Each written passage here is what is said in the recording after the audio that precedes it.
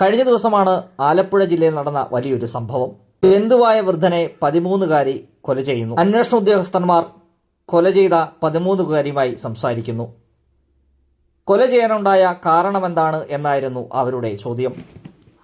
കുറച്ചു നേരം വലിയ ബോൾഡായി സംസാരിച്ച കുട്ടി പെട്ടെന്ന് പൊട്ടിക്കരഞ്ഞു അവർക്ക് മുന്നിൽ.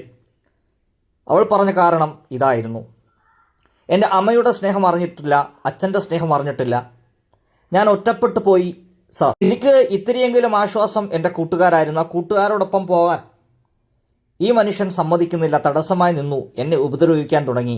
ഞാൻ അധ്യാപകരോട് പറഞ്ഞിട്ട് പോലും അവർ പോലും അത് മൈൻഡ് ചെയ്തില്ല. അതുകൊണ്ടാണ് ഞാൻ കൊല ചെയ്തതു എന്നാണ് കുട്ടി പറഞ്ഞതെന്ന് പല മാധ്യമങ്ങളും പോലീസിനെ ഉദ്ധരിച്ച് റിപ്പോർട്ട് ചെയ്യുന്നു.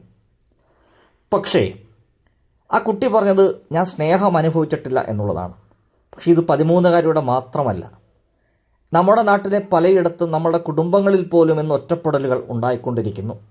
ഒറ്റപ്പെടലുകൾ ഒരു സൈലൻറ്റ് കില്ലറാണ്. ആ ഒറ്റപ്പെടലുകൾ നമ്മളെ ഇല്ലാതാക്കും.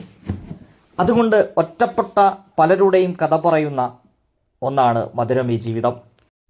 ഇത് മധുരം ഈ ജീവിതം മലയാളി കാണേണ്ട പടമല്ല, മലയാളി വിജയിപ്പിക്കേണ്ട പടം.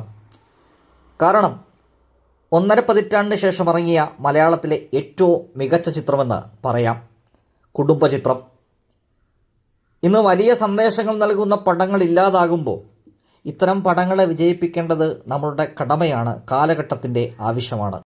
ലഹരിക്കും വയലൻസിനും പിന്നാലെ നമ്മളുടെ സിനിമ പോകുന്ന കാലഘട്ടത്തിൽ കുടുംബത്തോടൊപ്പം പോയിരുന്ന തിയേറ്ററുകളിൽ കാണാൻ കഴിയുന്ന ഒരു മനോഹരമായ മലയാള ചലച്ചിത്രം.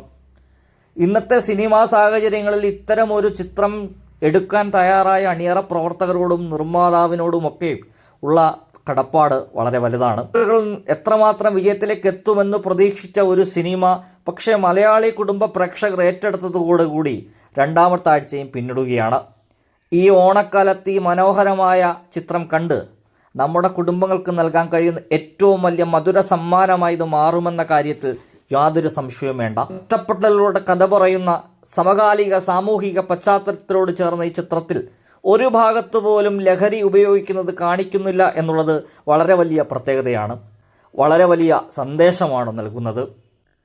കുടുംബങ്ങൾ എങ്ങനെയാകണം, സ്നേഹബന്ധങ്ങൾ എങ്ങനെയാകണമെന്ന് മനോഹരമായി ചിത്രീകരിച്ച ഈ മലയാള സിനിമയിലെ ഓരോ വാചകങ്ങളിലും ഓരോ ഡയലോഗുകളിലും തരുന്ന സന്ദേശം വളരെ വലുതാണെന്ന് പറയാതിരിക്കാൻ നിവൃത്തിയില്ല.